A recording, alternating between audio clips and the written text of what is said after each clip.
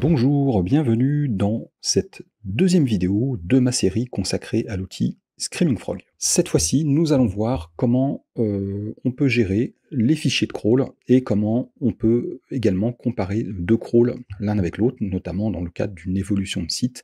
Ce sont toujours des fonctionnalités qui sont assez intéressantes et vous allez le voir, Screaming Frog, là encore, fait des choses assez incroyables, même si ça complexifie légèrement la lecture. Avant toute chose, je voulais revenir sur un point de détail, puisque j'ai vu passer, et je vois toujours passer sur les réseaux sociaux et dans différentes vidéos, beaucoup de choses à propos de la version gratuite de Screaming Frog, donc je désirais refaire un point sur les différences entre Screaming Frog version gratuite et Screaming Frog version payante. Alors, je suis sur le site officiel de Screaming Frog. La première différence que l'on peut constater entre la version gratuite et la version payante, bien évidemment, tient à la limite de crawl. Donc dans la version gratuite, vous êtes limité à 500 URL. Alors ce qu'il faut savoir, c'est que 500 URL ne signifie pas 500 pages, cela signifie 500 ressources. Donc cela inclut bien évidemment les pages HTML de votre site, mais également les images, les fichiers JS, CSS, etc. Autant vous dire que sur un petit site de 50 à 100 pages, si vous avez un certain nombre d'images, vous allez très vite arriver à cette limite. Donc ça, c'est le premier point.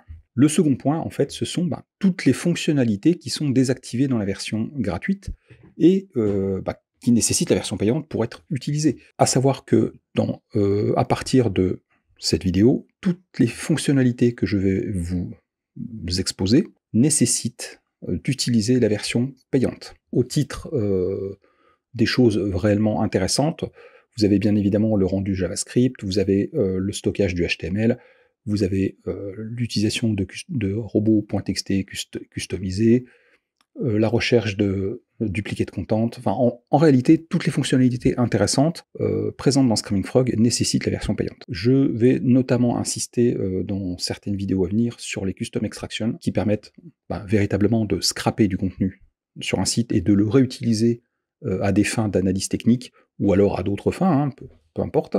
La connexion aux différentes API et notamment Search Console qui permettent de réaliser de véritables analyses et de checker l'indexation des pages, et bien évidemment la segmentation qui me tient à cœur et à laquelle je vais consacrer certainement plusieurs vidéos. Donc toutes ces fonctionnalités nécessitent la version payante qui, il est vrai, coûte 239 € à l'année, mais quand on veut travailler sérieusement son SEO de manière professionnelle, c'est un investissement qu'il faut bien évidemment réaliser. Je reviens à Screaming Frog. Alors aujourd'hui, nous allons parler de la manipulation des fichiers de crawl. Alors, pour manipuler les fichiers de crawl, la première chose à vérifier, je vous l'avais exposé dans la dernière vidéo, c'est de bien aller vérifier que dans le mode de stockage, vous soyez en mode base de données. Par défaut, Screaming Frog est en stockage de la mémoire, donc ça c'est en réalité le crawl est stocké en RAM, donc ce qui permet d'avoir un outil qui est beaucoup plus rapide à l'usage. Cela étant, la contrepartie, c'est que vous n'avez pas la possibilité de travailler sur de très gros sites. Et la deuxième conséquence, c'est que vous ne pouvez pas sauvegarder et exporter vos crawls, ce qui est bien dommage, puisqu'en fait le stockage en mode base de données lui permet en fait d'archiver tous les crawls qu'on a réalisés.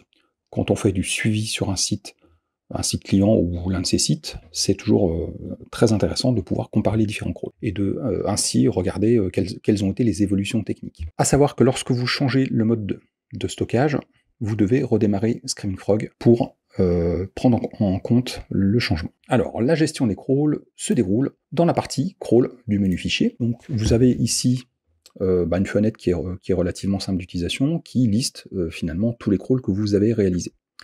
Vous pouvez voir ici que j'ai créé des petits dossiers, donc c'est ce que dans Screaming Frog on appelle des projets. Donc on peut très facilement ajouter un nouveau projet, et puis ensuite aller sélectionner différents crawls et le déplacer dans le projet de son choix. Donc ce qui permet en fait de classer les crawls d'un même site dans un dossier, donc ce qui est beaucoup plus facile à retrouver.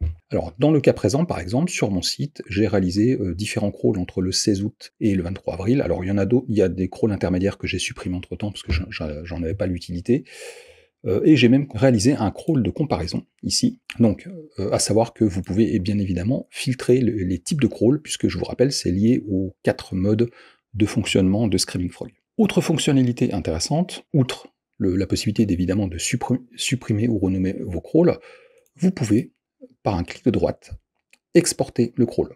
Alors, cette fonctionnalité, en réalité, permet de stocker sous forme de fichier DB-SEO Spider, qui est propre à Screaming Frog, l'ensemble des datas du crawl que vous aurez sélectionné, et éventuellement d'en faire une copie, de l'archiver par exemple sur un NAS ou un disque dur externe, ou de le partager avec des collègues, etc. Il faut bien garder à l'esprit que lorsque l'on réalise beaucoup de crawls, et notamment sur des gros sites, le volume de stockage peut très vite augmenter de manière exponentielle. À titre d'exemple, un site d'environ 50 000 pages nécessite 7 Go de stockage dans Screaming Frog sans stockage du HTML. Donc si vous avez un site de 50 000 pages et que vous réalisez un crawl tous les mois, ce seront 7 Go de data que vous devrez sauvegarder tous les mois. Voilà, donc c'est pour cette raison qu'il peut être intéressant de pouvoir exporter les crawls et puis les stocker sur un support externe. L'autre usage que l'on peut en faire, c'est l'utilisation, par exemple, d'une machine virtuelle. Donc c'est ce qu'on fait généralement, enfin très souvent en agence. Les crawls sur les très gros sites peuvent être lancés de manière décentralisée via une machine virtuelle déportée, ce qui permet d'éviter de consommer les ressources de la machine sur laquelle on travaille. Sur une machine de gamme moyenne à base de Core i5 avec 16 Go de RAM, quand vous avez un gros crawl qui tourne, vous sentez quand même que Screaming Frog pompe des ressources. Donc c'est pour cette raison que généralement sur les gros sites, on lance le crawl soit la nuit, soit de manière déportée. Et grâce au jeu de l'exportation et de la réimportation, on peut bien évidemment, une fois le crawl réalisé, réimporter le fichier. Alors pour importer le fichier, ça ne se passe pas ici, dans cet écran, mais dans le menu Fichier, vous avez l'option simplement Importer, qui permet d'aller rechercher vos fichiers de crawl sauvegardés. Voilà. Alors maintenant, nous allons parler de la fonctionnalité de comparaison de crawl. Alors à quoi ça sert? Tout simplement à réaliser une analyse comparative entre deux crawls sur un même site. Donc pour ce faire, je vais retourner dans mes crawls. Alors vous voyez ici que j'en avais déjà réalisé une. Je vais aller sur les historiques de mes crawls sur mon site et je vais sélectionner par exemple mon crawl du 16 août 2023 et le dernier en date d'aujourd'hui, que je vais donc comparer avec mon crawl du 16 août.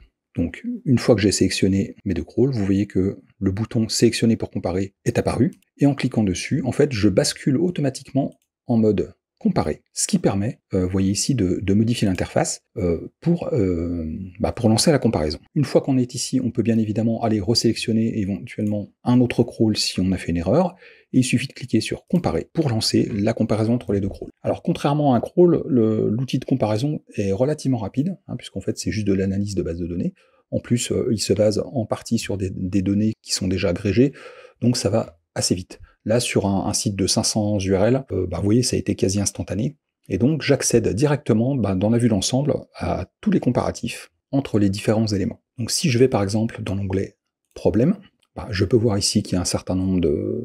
Bon, j'ai encore quelques soucis sur mon site. On peut voir, alors je vais retrier comme cela... On peut voir par exemple que si je sélectionne Google Search Console, aucune donnée Search Analytics, donc ça c'est des pages qui n'ont pas fait d'impression sur ma période d'analyse. Dans le précédent crawl, j'avais 46 pages qui n'avaient pas réalisé l'impression, et là dans mon dernier crawl, j'en ai seulement 9 que j'ai ici. Alors sur les onglets ici d'analyse de données, vous avez un nouveau menu qui est apparu, qui permet de basculer entre le crawl actuel et le crawl précédent, pour voir la différence, et vous avez également d'autres choix ici, qui permettent de filtrer à la fois sur le crawl actuel ou le crawl précédent selon le cas, et de voir quelles pages sont apparues qui existaient déjà dans le crawl précédent par rapport à notre filtre, ou celles qui ont disparu. Donc par exemple, si je vais sur Ajouter, ça ce sont des pages qui généraient des impressions dans mon crawl précédent, mais qui sont apparues dans mon filtre sans aucune donnée Search Analytics. Si je vais dans Nouveau, là je n'en ai pas, donc ça aurait été de nouvelles pages qui n'existaient pas dans le crawl précédent et qui seraient apparues dans ce crawl pour ce filtre. Les URL supprimées, ce sont les URL qui étaient dans le crawl précédent, mais qui ne sont plus dans le crawl actuel pour ce filtre. Et les manquantes, donc ça, ce sont des URL qui ne sont plus trouvées, qui n'ont pas été trouvées dans le crawl actuel et qui étaient auparavant dans le filtre dans le crawl précédent. Donc ça, pour ne rien vous cacher, ce sont des URL que j'ai supprimées.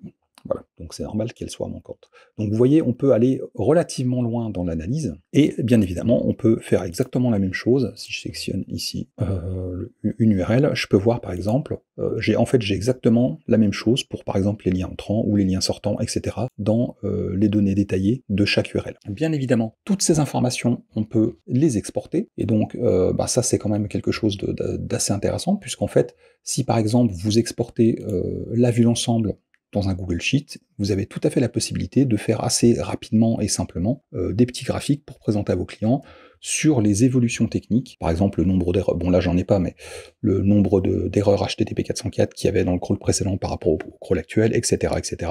Donc ce qui permet de comparer l'évolution au niveau des anomalies techniques sur votre crawl. Voilà. Dernière chose, les menus sont également, évoluent également lorsqu'on passe en mode comparaison, puisqu'en fait, vous voyez qu'on peut exporter en bloc, mais cette fois avec deux sous-menus, actuel précédent, et on a la même chose pour les rapports actuels précédents, pour les visualisations actuelles précédents.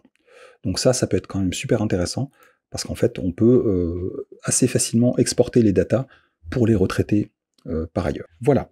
J'espère que ce petit éclaircissement sur la gestion des fichiers de crawl et sur la comparaison de crawl vous aura apporté des informations complémentaires. On se retrouvera pour une prochaine vidéo où nous aborderons un nouveau sujet dès la semaine prochaine.